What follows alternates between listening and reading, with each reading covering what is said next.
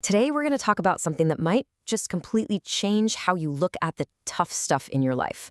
We're going to explore this idea of divine correction, but maybe not in the way you're used to thinking about it. What if it's not something to fear, but something to actually understand? So let me just start with this question. What if the very thing that you think is hurting you is actually protecting you? I mean, really think about that. That roadblock, that closed door, that thing that feels like a huge setback. What if it's really a shield? It's a pretty big idea, and that's exactly what we're going to unpack. And to get our heads around this, we're going to turn to a really famous passage, one from Psalm 23, because buried in there is this fascinating paradox that, well, a lot of us might know, but maybe haven't looked at this closely. And here it is. The line is, "Your rod and your staff, they comfort me." Now, the author, David, was a shepherd, so he knew what he was talking about. The staff, okay, that kind of makes sense, right? It's a tool for guiding, for pulling a sheep out of a ditch. But the rod? Yeah, that's where things get interesting. Because, let's be real, the rod was a weapon. It was basically a heavy club you'd use to fight off predators, to strike, to protect, to go to battle. So how can a weapon, an instrument of force, be a source of comfort? That's the puzzle we need to solve. Okay, so let's bring this idea out of the ancient fields and into our lives right now, because we all experience things that feel like a rod of correction. And you know what? It almost never feels good. It feels like a hit, like a punishment, definitely not like a comfort. You know what I'm talking about. Our relationship gets cut off, a career path gets blocked, an opportunity you were counting on just gets removed. When stuff like that happens, our first reaction is never, "Oh, how comforting." No, it feels like loss. It feels like something's been ripped away from you. It can be sharp, it can be painful, and it can feel like you did something wrong, and, well, now you're paying for it. But what if that's not the whole picture? This is the part where we peel back a layer and find a much deeper meaning. There's this crucial piece of context, another way the shepherd's rod was used, that honestly changes everything. It's the key that unlocks that whole paradox we started with.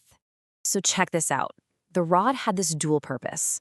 Yes, it was absolutely a weapon to fight off threats from the outside, but it was also this really intimate tool used for the health of the flock on the inside.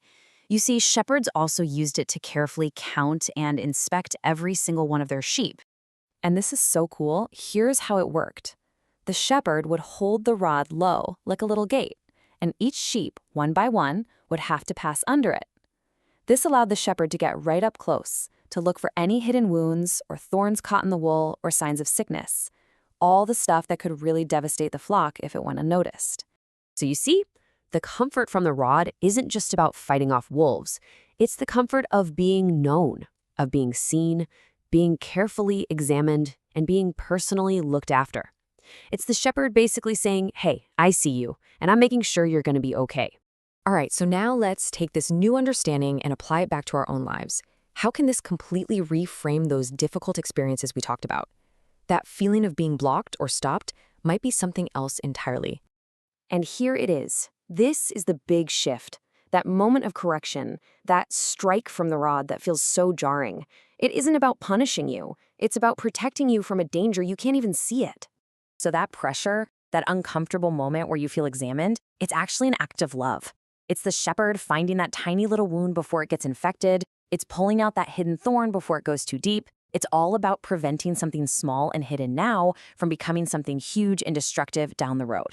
Well, if that's true, if correction is really protection, then our natural instinct to just run away from it has got to be wrong. This insight demands a completely different response from us. So think about it. The next time you feel that pressure, that roadblock, that feeling of being stopped dead in your tracks, your gut reaction might be to pull away, right? To get mad or feel ashamed. But based on what we've just learned, there's a much better way. Instead of running from the shepherd's rod, you lean in. Simple as that. You accept the inspection. You trust that this really uncomfortable moment is for your ultimate good, for your safety. It's a huge shift in posture, from resistance to complete acceptance. And when you lean in, you get to ask a totally different question. Instead of, "Why is this happening to me?" you can ask, "God, what are you protecting me from?" You see how that changes everything? It moves you from a place of accusation to a place of curiosity, from fear to faith. And just remember, these two things aren't opposites. They're two sides of the exact same love. The shepherd who uses the staff to guide you gently to green pastures is the very same one who uses the rod to guard you fiercely from all those hidden dangers. So, we'll end with a final question. The next time you feel that pressure, that stop, that correction that you didn't want, instead of seeing it as a punishment, just ask yourself this. What hidden danger, what unseen wound is the shepherd protecting you from right now?